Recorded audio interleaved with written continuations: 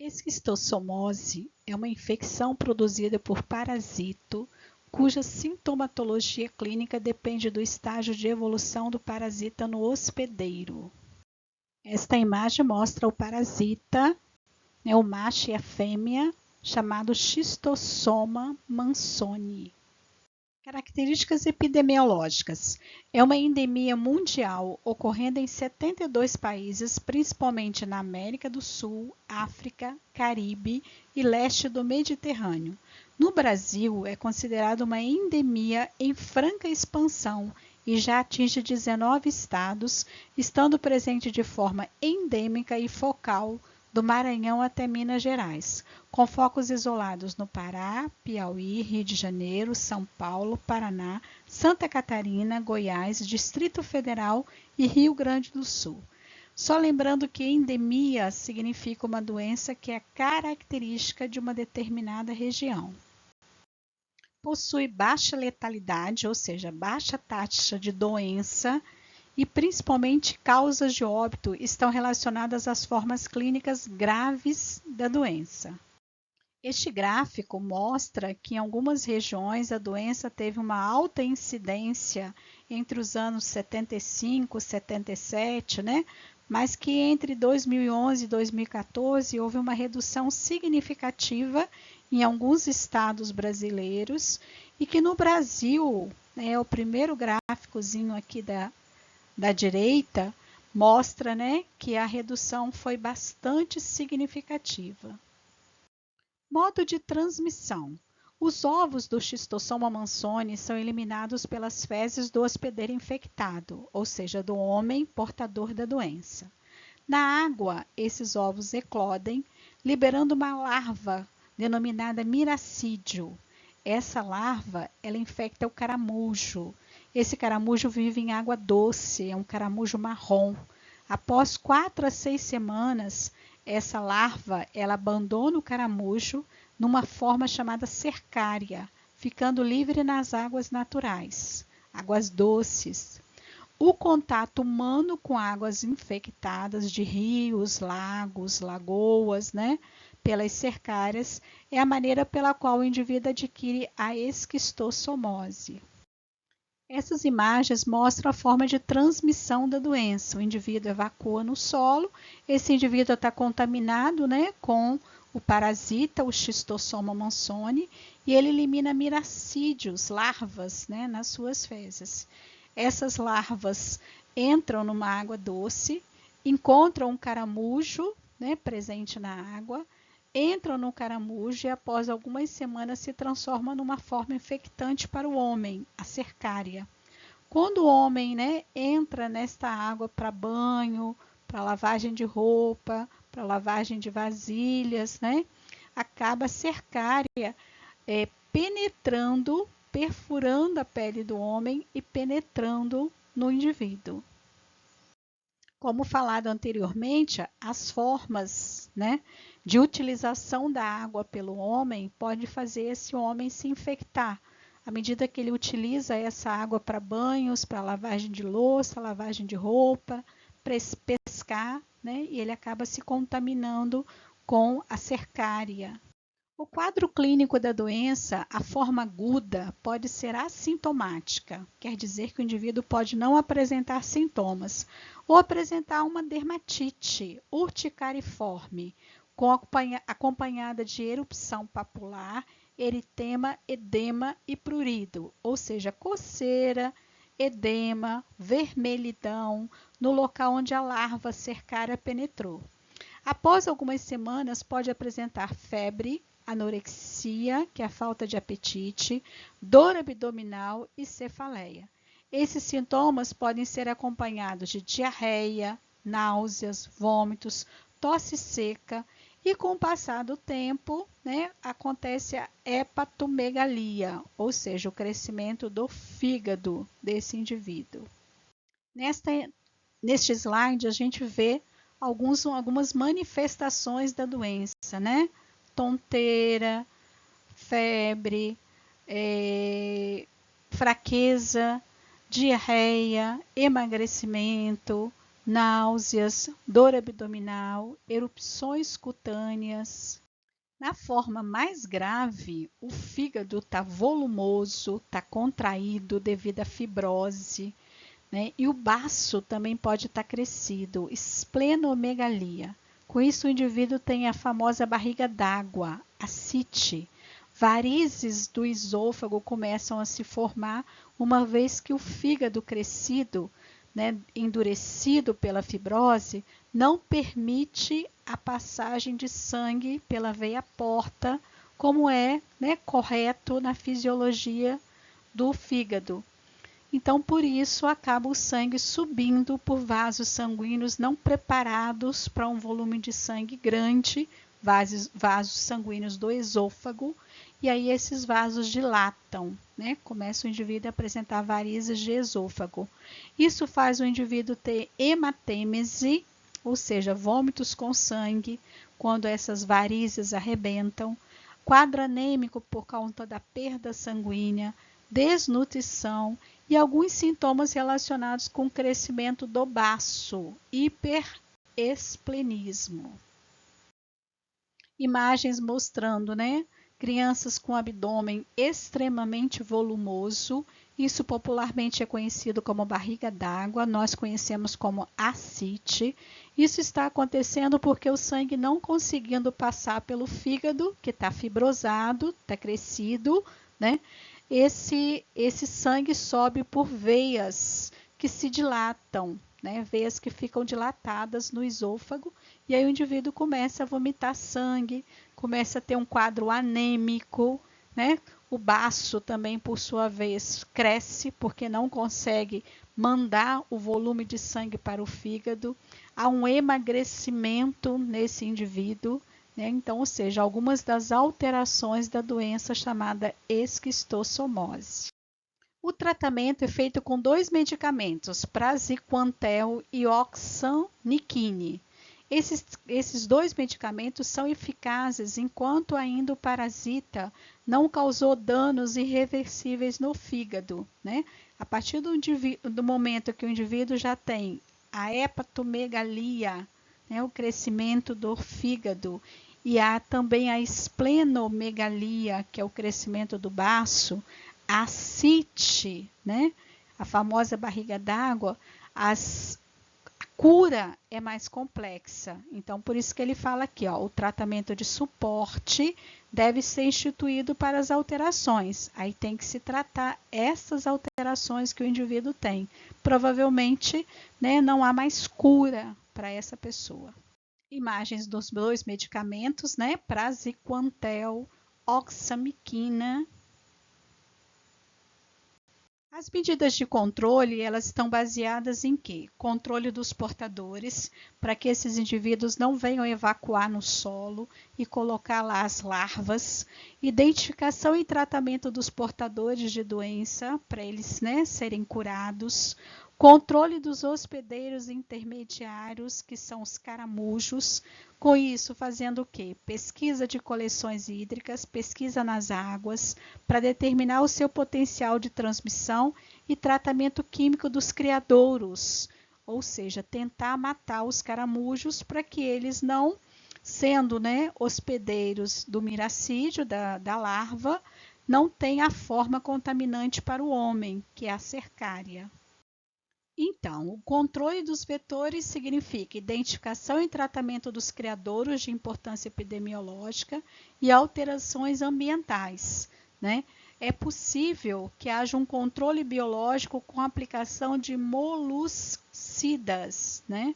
Ou seja, medicamentos, produtos que podem matar os caramujos e evitar que eles se tornem hospedeiros do parasita.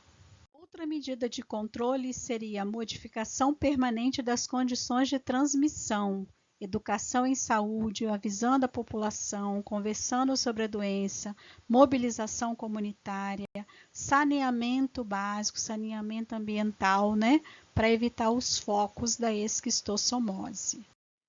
Essa imagem mostra isso, né? Campanhas como evitar a esquistossomose, evitar contato com águas que tenham caramujos contaminados, construir privadas fossas para evitar a contaminação do ambiente, ou seja, evitar que as pessoas evacuem no solo, avisar as autoridades sanitárias sobre a existência dos caramujos, exigir abastecimento de água tratada nas casas e tratamento de esgoto.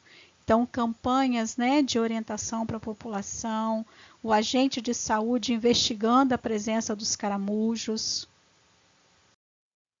Pediculose. Quando uma criança tem coceira intensa na cabeça, é sinal de que ela pode estar com piolhos ou pediculose. A pediculose pode ser confirmada pela presença de lêndeas ou piolhos no couro cabeludo. Imagens mostrando o piolho e as lêndeas. Sinonímia, outro nome que a doença recebe: pediculose capitis, piolho da cabeça ou piolheira. Uma imagem mostrando os piolhos, as lêndeas e falando do ciclo de vida dos piolhos. As lêndeas grudam no cabelo, né? Elas eclodem entre 7 a 10 dias. Os piolhos ficam até uma semana na cabeça da criança. O piolho macho, né, e a fêmea copulam e a fêmea deposita uma nova leva de lêndeas nesta cabeça. Agente etiológico significa agente causador. Phyturus pubis, piolho do corpo, e piolho do pubis, região pubiana. Pedículos humanos, piolho da cabeça. Imagens do piolho, né, em diferentes fases de crescimento. Modo de transmissão. A transmissão da infecção se dá através de contato direto, inclusive relação sexual ou indireta, escovas de cabelo, roupas.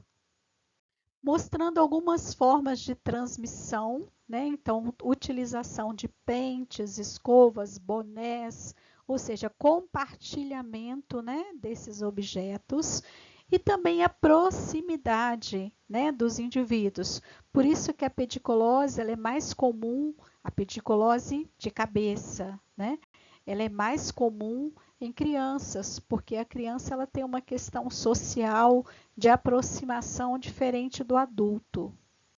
Quadro clínico. Na pediculose da cabeça, além do prurido intenso, coceira intensa, podemos visualizar o parasita e seus ovos, as lêndeas, no couro cabeludo do indivíduo acometido. Nessa imagem, a gente percebe a diferença entre os 3 tipos de piolho. Piolho da cabeça, que é o pedículos humanos, piolho do corpo e piolho pubiano, né, que é o Phyturus. Imagem mostrando indivíduos, né, extremamente infestados pelo piolho, né, couro cabeludo, inclusive nos cílios. Na pediculose do corpo, encontramos escoriações, pápulas, bolinhas, pequenas manchas hemorrágicas e pigmentação, principalmente no tronco e na região glútea, e essas manifestações são resultado do intenso prurido, da intensa coceira que o indivíduo tem. Imagens mostrando, né, escoriações, pápulas, né, pequenas reaçõezinhas hemorrágicas e sangramentos por causa das escoriações provocadas por intensa coceira, intenso prurido que o indivíduo tem. Na pediculose pubiana, popularmente conhecido como chato, pois o parasita responsável tem uma forma achatada, é o Phyturus, né? São encontradas manchas violáceas, escoriações e crostas hemorrágicas, além de prurido intenso. Pode ocorrer também infecção secundária nesta região. O que quer dizer? O fato do indivíduo se coçar intensamente faz com que ele possa escoriar a pele e abrir portas de entrada para outras infecções, principalmente bactérias. Imagem mostrando a intensa infestação do piolho de corpo. O tratamento da pediculose são utilizados em geral os mesmos medicamentos tópicos usados na escabiose, na sarna. É fundamental o tratamento dos familiares ou comunicantes do doente. Raramente é necessário o corte de cabelos nas crianças acometidas. Faz parte do tratamento, né, o uso de medicamentos como deltametrina, né, como a ivermectina, que é um medicamento mais novo. Né, a ivermectina ela pode ser dada por via oral, mas apenas com prescrição médica. A catação, né, para a retirada das lêndias. O tratamento convencional para acabar com os piolhos é com o uso de shampoos e loções e deve ser repetido após a primeira semana do tratamento. Outras crianças que conviverem com a criança infestada de piolho devem ser observadas, pois o piolho passa de uma para outra por contato. Mostrando as formas de tratamento, né? A utilização do pente fino, né? O uso de medicamentos, né? Shampoos, loções, para retirada, né? Dos piolhos e das lêndias. Medidas de controle. Embora a infestação por piolho seja associada à falta de higiene, não existe qualquer evidência de que isto seja verdade. O piolho ataca tanto cabeças limpas como pouco limpas, e existem indícios que algumas pessoas têm tendência maior à infestação. Nesses casos, o uso frequente de escovação e pente fino pode ser de grande valia. É importante que em ambientes coletivos, como escolas, orfanatos, né, haja uma catação, haja um tratamento coletivo, porque uma vez uma criança infestada, isso pode, né, ser transmitido para muitas outras crianças. Escabiose, parasitose da pele causada por um ácaro, cuja penetração deixa lesões em forma de vesículas, pápulas ou pequenos sulcos, nos quais ele deposita seus ovos. O prurido, a coceira, é intensa e caracteristicamente maior durante a noite, por ser um período de reprodução e deposição de ovos. Imagem mostrando o parasita, né, conhecido como Sarcoptes scabiei, e as lesões que ele costuma provocar, as pápulas, né, que ficam presentes quando o parasita passa, né, pela pele. A imagem do parasita, ele é um ácaro chamado de Sarcoptes scabiei. A imagem mostra o parasita, né, abaixo da pele, fazendo um caminho abaixo da pele, onde ele vai depositando os seus ovos. A imagem fala que essa doença de pele é causada por um ácaro escavador, isto porque ele faz um túnel abaixo da pele para fazer o depósito dos seus ovos, e as imagens, né, também mostram as erupções cutâneas que aparecem na superfície da pele e que são extremamente irritantes e fazem o indivíduo ter prurido, coceira intensa local. Características epidemiológicas. Ocorre em qualquer lugar do mundo, está vinculada a hábitos de higiene. É frequente em guerras e em aglomerados populacionais. Geralmente ocorre sob a forma de surtos em comunidades fechadas ou em grupos familiares. Então, a proximidade dos indivíduos, o contato dos indivíduos faz com que a proliferação do parasita seja maior. Cadeias, né, são locais onde é muito provável a transmissão desta doença. Locais, né, onde há uma grande quantidade de indivíduos ocupando o mesmo espaço, ocupando às vezes o mesmo ambiente, né, e com pouca higiene. Sinonímia, ou seja, outro nome que a doença recebe, sarna pereba. Imagens mostram indivíduos apresentando a escabiose, né?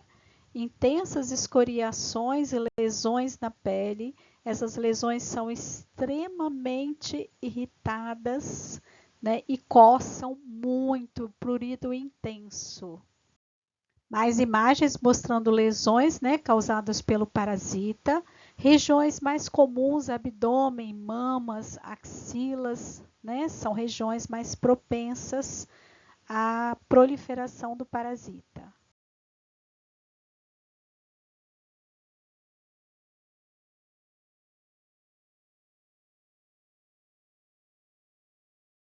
Agente etiológico, Sarcoptes scabiei.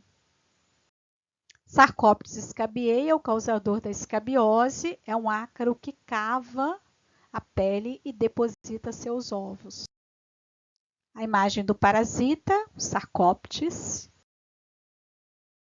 Outra imagem do parasita.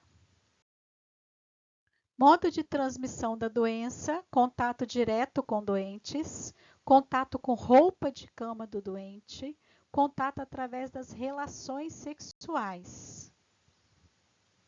Imagem mostra, né, que a presença de um indivíduo infectado em ambientes onde o uso é coletivo, a proximidade dos indivíduos pode aumentar a chance de proliferação e transmissão da doença. Quadro clínico: lesões em forma de vesículas, pápulas ou pequenos sulcos, nos quais o parasita deposita seus ovos. O prurido é intenso e caracteristicamente maior durante a noite, por ser um período de reprodução e deposição de ovos. Imagem das lesões. Mais imagem de lesões, prurido intenso nessas regiões. Nas crianças pode acometer o couro cabeludo, palma das mãos e plantas dos pés. São locais comuns, não quer dizer que não possa também estar presente em outras regiões do corpo. O tratamento da escabiose está baseado no uso da ivermectina via oral, permetrina 5% em creme, com uma aplicação à noite por 6 noites seguidas, ou deltametrina em loções e shampoos, uso diário por 7 a 10 dias. Pode-se usar antihistamínicos, né, como a prometazina, para alívio do prurido, da coceira intensa. Havendo infecção secundária, bactérias que se aproveitaram das portas de entrada das lesões, utiliza-se antibiótico terapia sistêmica.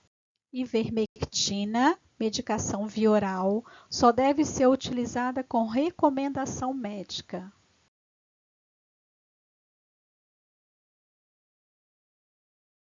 Permetrina são loções para serem aplicadas na pele e os antihistamínicos são medicações para diminuir, né, o prurido intenso, a coceira, né, que o indivíduo sente.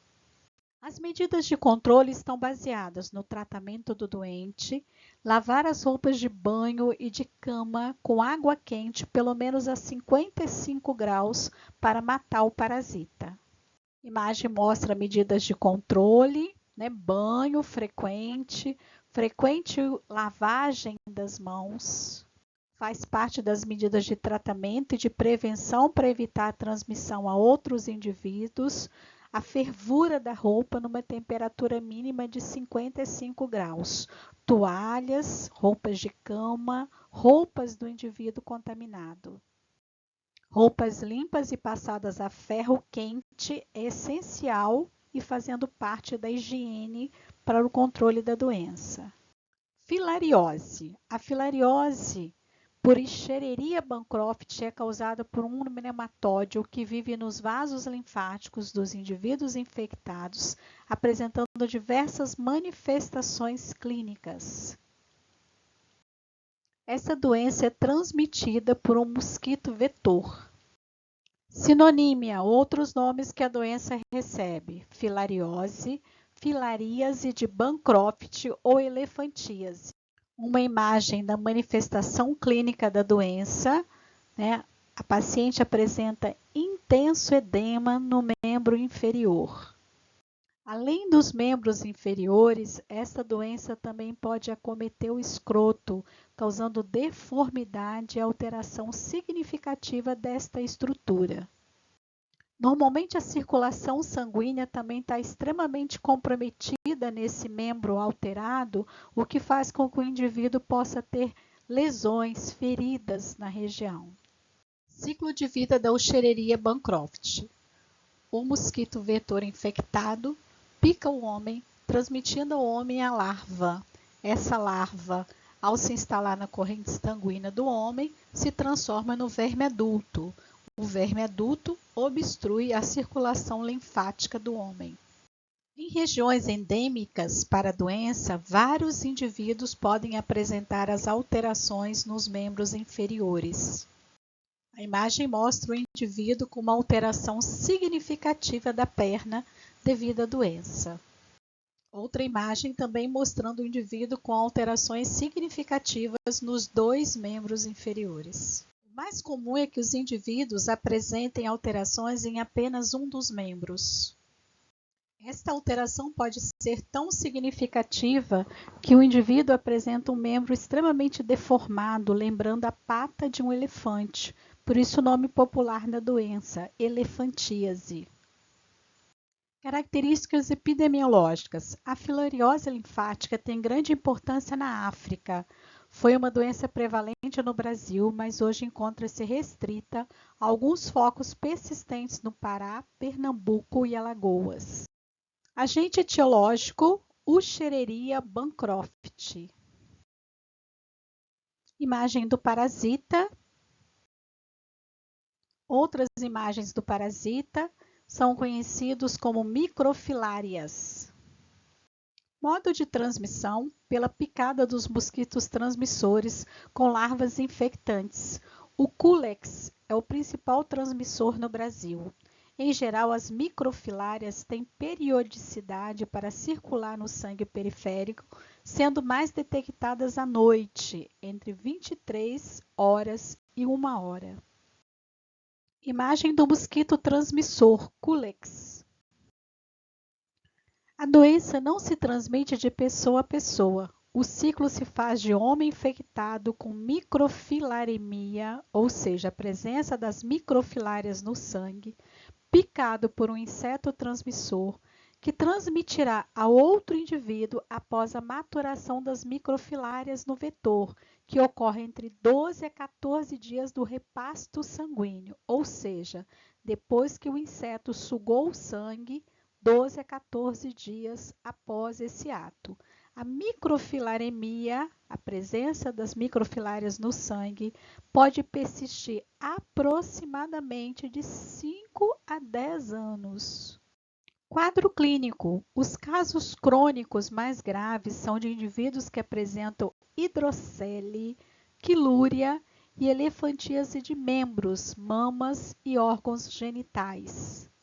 Essas imagens mostram alterações provocadas pela doença no membro inferior, nas mamas e nos testículos. O tratamento é feito com 2 medicamentos, dietilcarbamazina e ivermectina.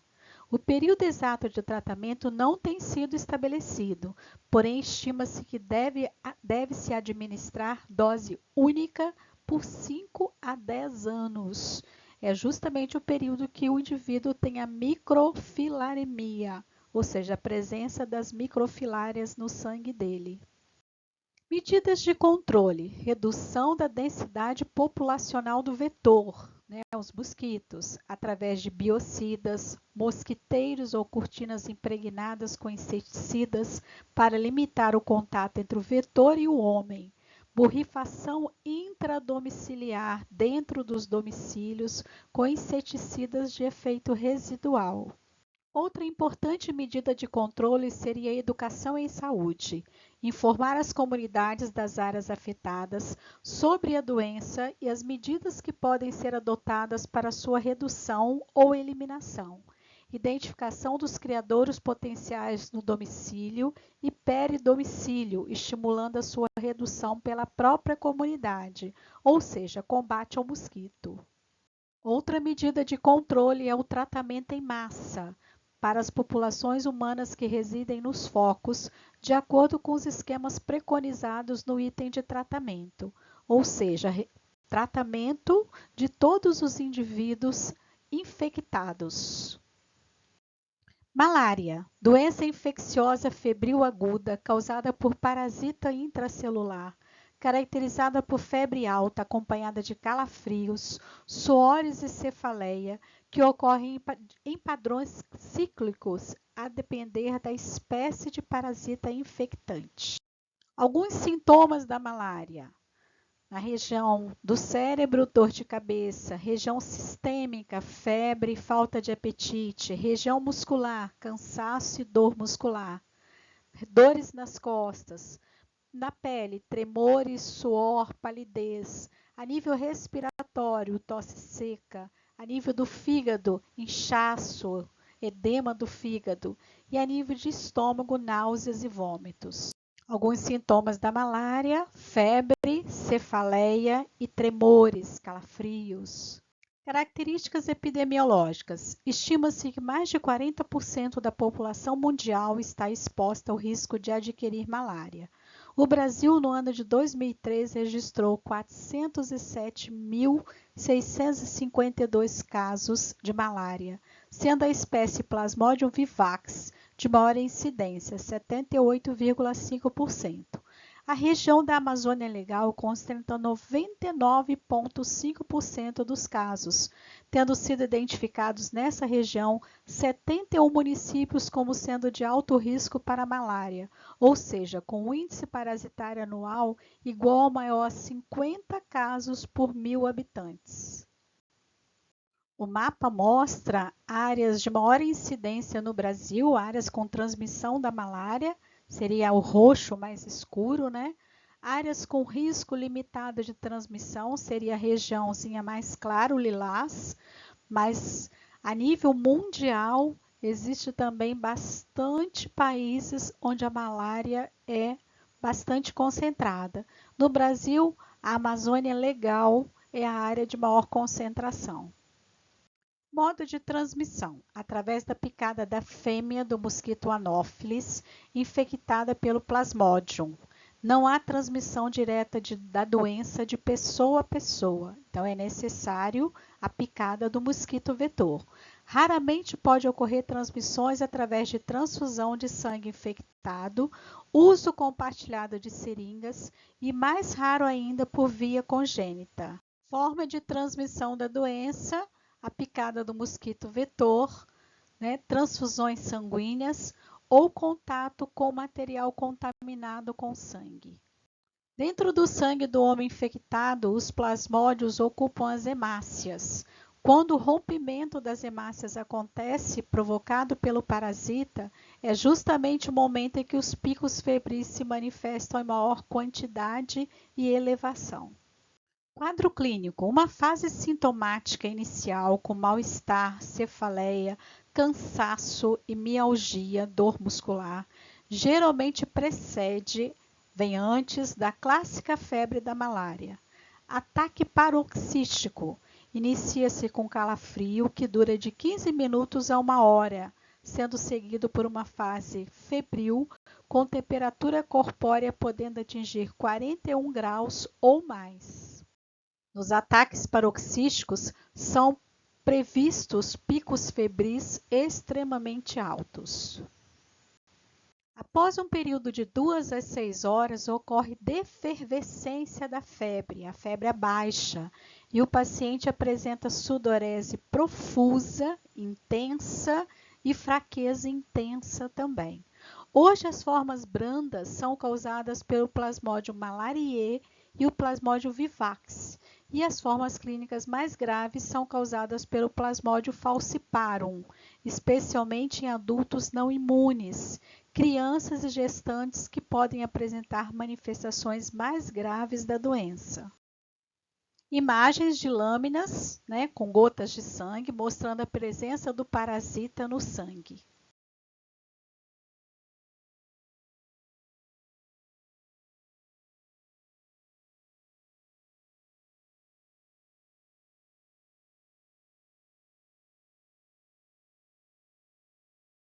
A doença é especialmente grave em crianças desnutridas.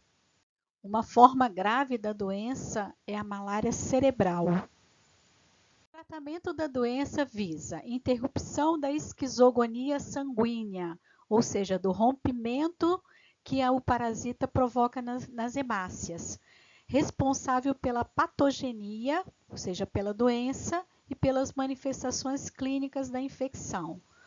Outra forma de tratamento seria erradicação de formas latentes do parasita no ciclo tecidual, evitando assim as recaídas tardias, destruir o parasita nos tecidos do homem. E interrupção da transmissão pelo uso de drogas que eliminam as formas sexuadas do parasita. As drogas mais utilizadas para o tratamento da doença é a cloroquina e a primaquina. As medidas de controle da doença estão baseadas no atendimento ambulatorial ao paciente suspeito para a coleta da amostra de sangue e exame parasitoscópico. O caso confirmado recebe tratamento em regime ambulatorial. O caso grave deve ser hospitalizado de imediato. Faz parte ainda das medidas de controle e tratamento, proteção da população através do tratamento imediato dos casos diagnosticados, evitando que o indivíduo seja um transmissor da doença. Busca de casos junto aos comunicantes, pessoas que tiveram contato com o doente. Investigação epidemiológica para descobrir o número de casos na população. E orientação à população quanto à doença, uso de repelentes, cortinados, roupas protetoras, telas em portas e janelas. Medidas de controle, uso de repelentes, uso de telas em janelas e portas. Combate ao mosquito através do uso de borrifação de inseticidas. Combate ao mosquito através da borrifação de inseticidas. Uso de cortinados, principalmente em locais, como essa imagem, onde a casa é cheia de frestas. Isso facilitaria muito a entrada dos mosquitos. Agentes de saúde orientando a população sobre a doença. Ancilostomíase, infecção intestinal que pode apresentar-se assintomática em casos de infecções leves. Em crianças com parasitismo intenso, pode ocorrer hipoproteinemia, baixa proteínas no sangue e atraso no desenvolvimento físico e mental. Com frequência, dependendo da intensidade da infecção, acarreta anemia ferropriva. Imagem mostrando uma pessoa assintomática, ou seja, sem sintomas. Imagem mostrando uma criança sintomática, imaginando que essa criança tem um fator de risco muito intenso, que seria a ausência de saneamento básico. Características epidemiológicas da doença. Distribuição mundial. Ocorre preferencialmente em crianças com mais de 6 anos, adolescentes e indivíduos mais velhos, independente da idade. No Brasil, predomina nas áreas rurais, estando muito associada a áreas sem saneamento e cujas populações têm como hábito andar descalças. A imagem mostra um local com risco agravado devido à ausência de saneamento básico. O hábito de andar descalço em locais onde não existe saneamento e pode haver fezes de pessoas infectadas é um dos riscos de adquirir a doença. Uma imagenzinha para mostrar o que a gente está falando, O risco de andar descalço em áreas onde há contaminação. Esse parasita penetra pelos pés quando a pessoa pisa em solo contaminado. Sinonímia, outros nomes que a doença tem: amarelão, opilação, doença do Jeca-Tatu. O autor Monteiro Lobato quis chamar a atenção para os casos de verminose no Brasil e criou um personagem, o Jeca-Tatu, um trabalhador da roça, que vivia lá na sua enxadinha trabalhando, mas passado um tempo o Jeca começou a ser visto apenas dormindo debaixo das árvores. E aí as pessoas começaram a chamar o Jeca de preguiçoso. E aí ele fala que não, o que o Jeca tem na verdade é o amarelão, é uma doença, E essa doença ela causa anemia, por isso que a pessoa tem muito sono, tem muita sonolência.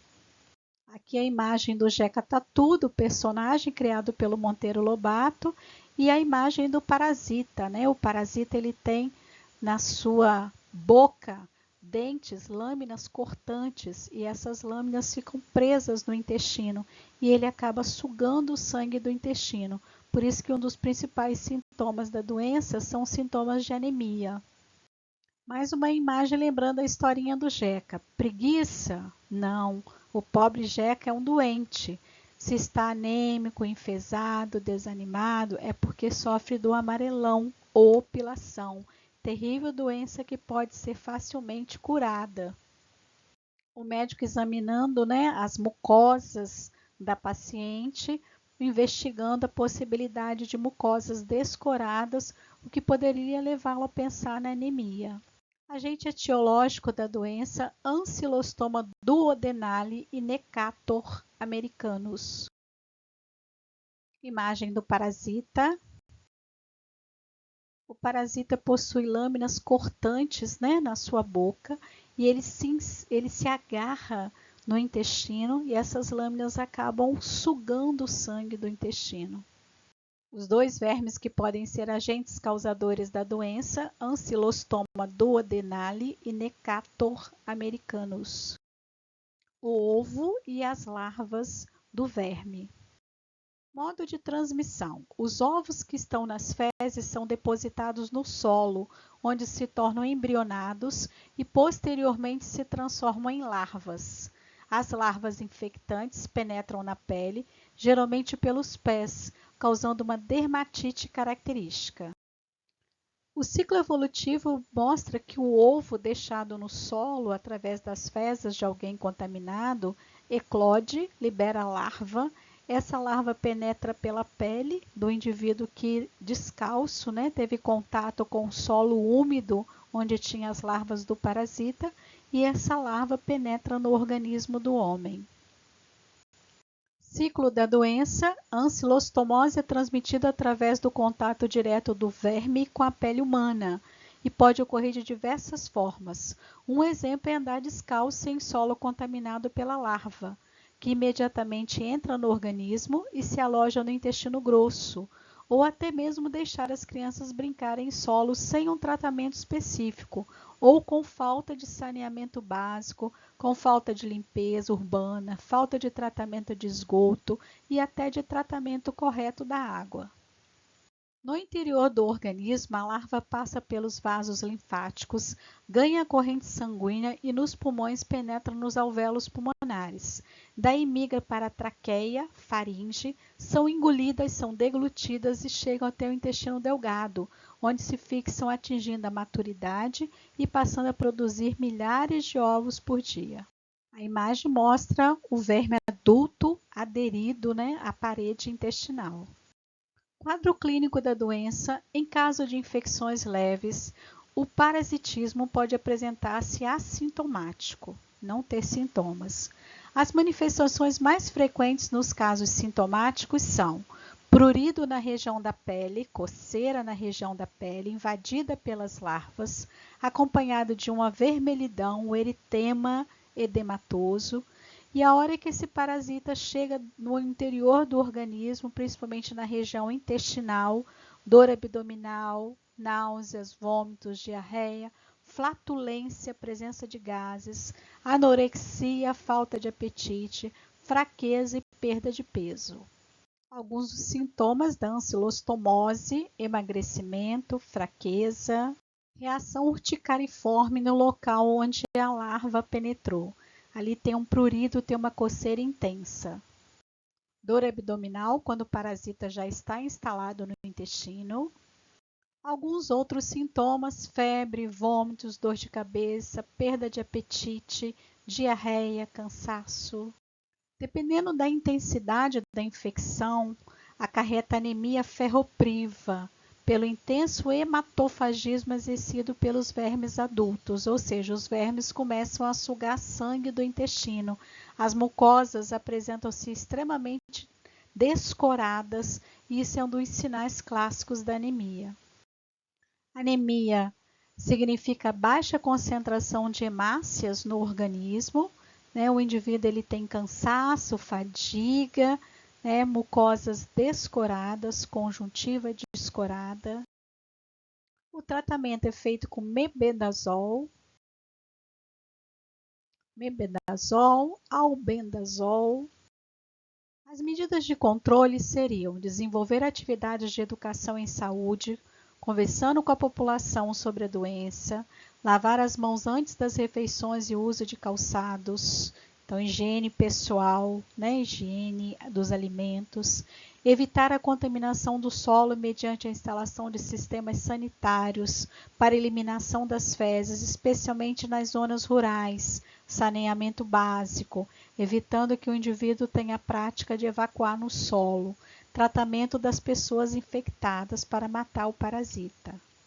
Portanto, orientação da população, o agente comunitário, né, fazendo orientação da população através de palestras, através de encontros, orientação da população, né, orientação sobre a lavagem das mãos antes das refeições, saneamento básico. Leishmaniose visceral. As manifestações clínicas da leishmaniose visceral refletem o desequilíbrio entre a multiplicação dos parasitas nas células do sistema fagocítico mononuclear, ou seja, nosso sistema de defesa, a resposta imunitária deste indivíduo ao processo inflamatório que acontece logo em seguida, subjacente. Sinonímia, outros nomes que a doença recebe: calazar, febre dum-dum, doença do cachorro. O animal infectado, ele fica extremamente doente, extremamente emagrecido, cheio de lesões, e para não ser um foco de infecção para o homem, se não houver tratamento do animal, a indicação é o sacrifício do animal. O ciclo da doença: os insetos carregam parasita no organismo. Ao picarem um animal mamífero, eles o transmitem. Nos cachorros, o parasita se desenvolve e se reproduz, ocasionando a doença.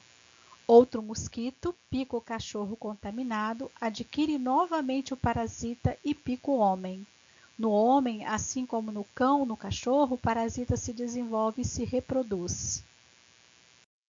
O agente etiológico é o protozoário do gênero Leishmania. E o transmissor é o mosquito conhecido popularmente como mosquito palha, que pica o animal infectado, o cão infectado, e depois, posteriormente, pica o homem. Modo de transmissão: a doença é transmitida através da picada da fêmea de insetos flebotomíneos, ou seja, o que sugam sangue, da espécie Lutzomia longipalpis. Não há transmissão de pessoa a pessoa nem de animal a animal. Ou seja, o mosquito palha, o mosquito Lutzomia, ele pica o animal infectado e depois pica o homem, transmitindo a doença do animal para o homem. A imagem do mosquito Lutzomia, popularmente conhecido como mosquito palha. Quadro clínico da doença: existe um período inicial, é caracterizado pelo início da sintomatologia, podendo variar a cada paciente, mas na maioria dos casos inclui febre com duração inferior a 4 semanas, palidez cutânea mucosa e hepatoesplenomegalia, crescimento do baço e do fígado. Período de estado, caracterizado por febre irregular, associada ao emagrecimento progressivo, palidez cutânea mucosa e hepatoesplenomegalia. Apresenta quadro clínico arrastado, ou seja, lento, com mais de 2 meses de evolução e muitas vezes com comprometimento do estado geral. Esta imagem mostra uma criança infectada. Esse desenho no abdômen dela mostra do lado direito como que o fígado está crescido, isso chama hepatomegalia, e do lado esquerdo o crescimento do baço, extremamente também acentuado, esplenomegalia.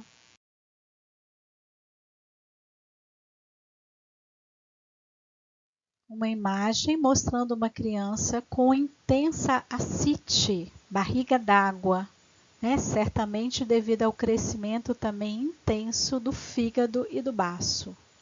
Outra imagem mostra também uma criança infectada, né, com um desenho no abdômen mostrando o tamanho do fígado e do baço também bastante alterados, bastante crescidos. Uma imagem de um cartaz de orientação para a população explicando que os cães e os humanos sofrem com a doença, que pode levar à morte. A leishmaniose visceral canina é uma doença grave que não tem cura, transmitida do animal infectado para o homem por meio do mosquito palha. Esse mosquito é encontrado em quintais, jardins, galinheiros, canis e até dentro de casa. Veja os principais sintomas para o animal. No animal, os principais sintomas são perda de apetite, feridas no corpo, unhas crescidas, queda de pelos e secreção nos olhos. Veja como você pode se proteger. Utilize repelentes ou calças e blusas de manga comprida quando estiver em ambientes externos nos fins da tarde e à noite. São os momentos que o mosquito mais circula. Coloque telas nas janelas da casa para evitar a entrada do mosquito palha. O tratamento é feito com antimoniais pentavalentes, antimoniato de metilglucamina, anfotericina B e a pentamidina. Medidas de controle, casos humanos, organização de serviços de saúde para atendimento precoce dos pacientes, visando diagnóstico, tratamento adequado e acompanhamento dos pacientes. Medidas de controle dirigidas ao vetor, o controle químico imediato nas áreas de transmissão moderada e intensa. Uma imagem mostrando a principal medida de controle da doença, que seria o combate ao mosquito através da borrifação de inseticidas.